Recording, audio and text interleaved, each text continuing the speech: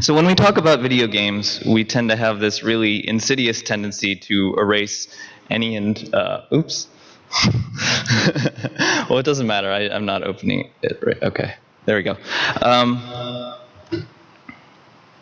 When we talk about video games, we tend to have this really insidious tendency to erase any and all of the things about them that don't fit into this like canon, industry-endorsed narrative of significance or importance. And by importance, I mean people who are the winners, like Shigeru Miyamoto or Cliffy B or Notch or whatever, that embody this image of absolute artistic success and absolute success, both artistic and commercial.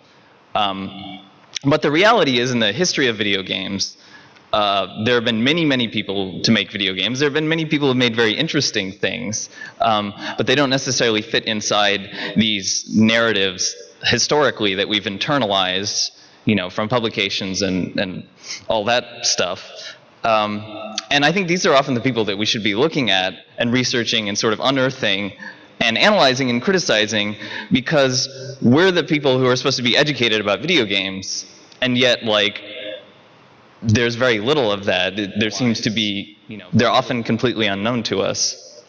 It's this weird thing with video games that there are so many offshoots and subcultures and subcommunities that often have absolutely nothing to do with each other, and certainly aren't very much aware of each other.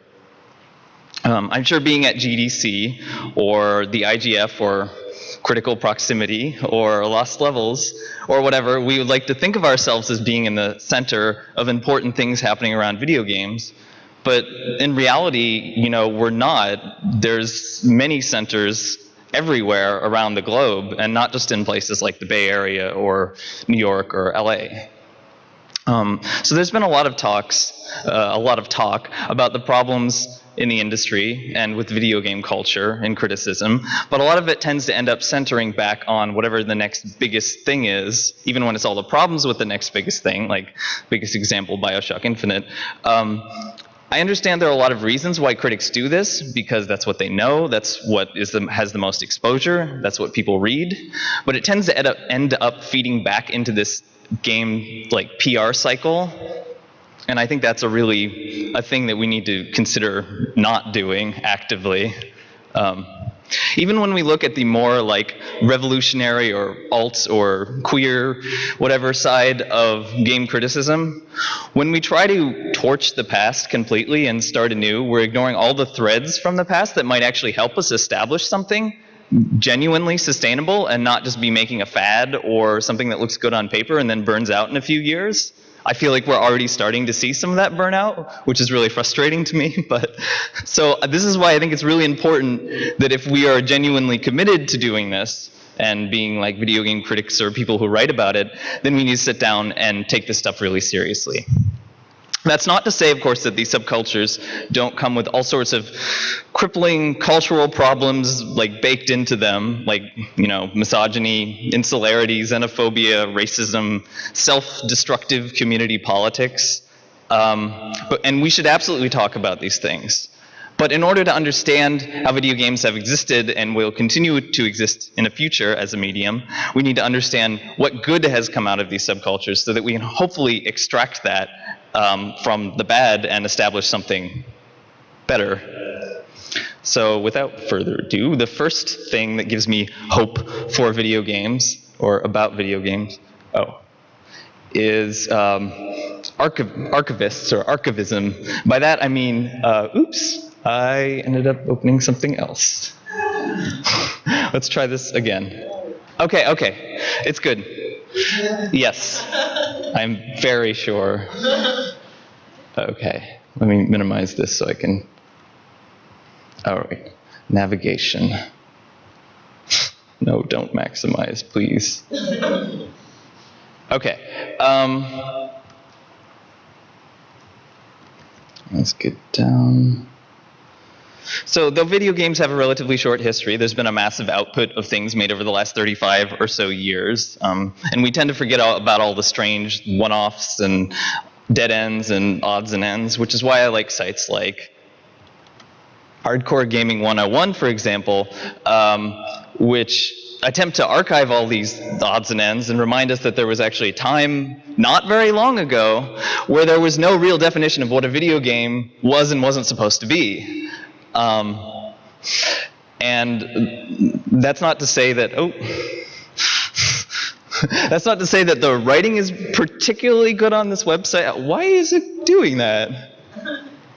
Okay. I settle. Okay. I'm just trying to, channel the computer to do what I want it to do. Okay. Well, anyway, Windows 8, wonderful. That's not to say that the writing is like the most amazing thing ever on this website, but as a source for general information, I think it's pretty valuable. And I also found that there are a lot of people who take it upon themselves to keep up blogs of like old games that they've played, or YouTube videos of gameplay. Like, I'm kind of shocked with some of the stuff I found. For example, this is like a Polish Atari game. I never would have heard of this or had any reason to look at it before, but now I found it on YouTube. It has 2,000 whatever views, so presumably there's an audience for that. And like, I never knew anything about Polish games. Also, there's like there are huge databases online. Like there's a big C64 database, which I failed to take a screen capture of, but like essentially archives a whole chapter of history, because the C64 was a big thing in like 80s. And there's also stuff like this, which is like an archive of all like 8-bit Atari chiptunes. I bet some people didn't even know that there were 8-bit Atari computers that existed, and yet here you can, like, in 5 minutes essentially go and download every single chiptune that was ever made on an Atari that's been put on the internet in one archive, which I think is kind of amazing. That's not to say that this stuff isn't still kind of ephemeral or fragile. Like the big torrent site Underground Gamer went offline in the past year, and there was a lot of stuff on that site that you couldn't find anywhere else, and that means a fairly significant chunk of I'm going to have to skip through this pretty fast. Game history might be lost to the abyss, and that's scary, but knowing the effort that people go to preserve these things and keep it accessible is pretty heartwarming, especially in a culture with so many other glaring problems. Okay, so the second thing is games as performance. This is a selfie of Trihex, who's a Yoshi's Island speedrunner, and he has kind of a very strange play style. It's kind of spastic and performative. He just plays Yoshi's Island, but watching him play is like this weirdly, oh god, being taken over by, okay. Watching him play is like this weirdly pleasurable experience, and it's not something you'd associate with someone playing a platformer. And of course, there's when we talk about games of performance, there's the FGC, the fighting game community, which, I'm not too informed with and don't want to go into super detail with, but the FGC attracts a lot of people who aren't normally attracted to other game communities, especially, people of color. The level of skill in the elite players is something that really cannot be understated, and it's something that takes years of training, but it's often like, if you don't know the game, you don't really understand what they're doing, and it can be really hard to get into that unless you're not in the culture. And it's the same thing with speedrunning, where it might be more apparent if you see someone doing like weird glitchy stuff that they're doing something cool, but you really need someone to explain it to you, which is why I liked the stream that the previous picture was from. It's called AGDQ, where they stream, it's like a charity event where they stream speed running for charity, and there's people there usually to explain what they're doing, which is really useful. I'm going to skip this next part because I'm running low on time. So the next thing is mods. Oh my goodness. Historically, modding communities were often filled with young people looking to get into the industry and using the most accessible tools that they had. I'm going to need a little more time. There are a fair number of Doom and Quake modders from back in the mid to late 90s that ended up with jobs in the industry, for example. Now that that's no longer the case, modding scenes are more like specifically dedicated to people who are really like interested in particular games, or maybe they're looking to concentrate on just like making like levels or design. Although there are bigger mods too. My favorite mod is this like Russian Doom mod. It's called Alt. or Alternate Life Transformation. It's made by a group of, it's from 2012 and therefore permanently relegated to obscurity as a Doom mod. Not to mention that even very few people in the small Doom community seem to care about it at all, which I guess comes down to this weird Anglo-Eurocentrism in the communities. It's infuriating to me because I really think this thing is art, when very few things in that community strike me as very interesting. But yes, like, it's one of those things that gets us to the center of this problem with online communities, which can burst some really unique and amazing stuff while at the same time like actively sweeping that stuff under the rug if it doesn't fit into like the community's values or culture. So some person who's written about mods is Robert Yang. That's one of his mods called Radiator. And you should check out some of his writing about it on RPS, People's History of the First-Person Shooter, etc. Yeah, check out his blog too. Okay, games as tools.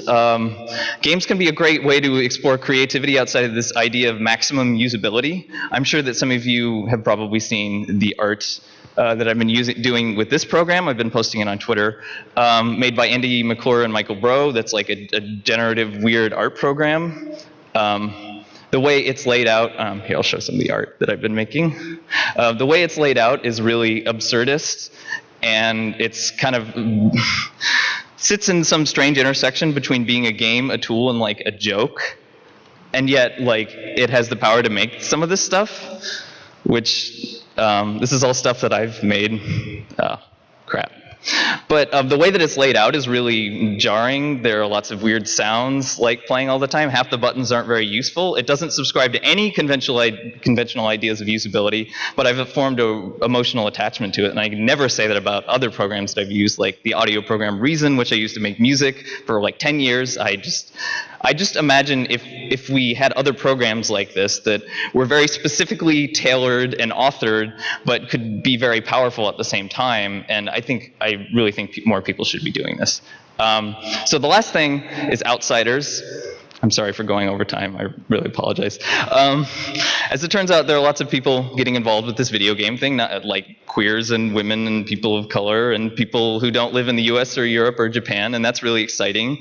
But let's also maybe fix our eyes on some people outside of video game land. Like, this is an app which was made possible by some person named Bjork. She has a series of apps around her like past album. A lot of them are closer to tools, but some of them are more like games. And as a huge fan of her music, I was excited to see her like dip into this stuff, but I couldn't seem to get very many game people that I know to care. And also, if not, why don't we look at stuff like this, which is like an art film, like made to look like a video game. It's called My Zaza, and it's by this group called Famicom. Or this is something that I found. It's made on an Amiga, like a short film that's really great from like, you know, the 90s. Yeah, or like weird digital art online. This is not from a video game. This is digital art that someone made who is not a video game person. Same with this. And so I really think that the cultural insularity is my #1 biggest problem with video games. I think we should live in a universe that brings all these things together and allows people the freedom to dip in and out of them and make what they want instead of feeling pressured by these often super limiting, often oppressive community values. But that's not the world we live in, unfortunately. A lot of people live in this universe where all these like media that we take in and all these things have like their own partitioned off thing, and they don't have these relationships and connections with each other. But what I'm saying is what we should do as people who are, you know, want to encourage a better culture and, you know, empower people outside of, you know, individuals to make things. What we need to do is engage in dialogue with this stuff, which means getting our hands dirty a little bit. Oops. Because I think if we don't, what we say and do is destined to kind of fall into this mode of increasing irrelevance and obscurity. So that's it.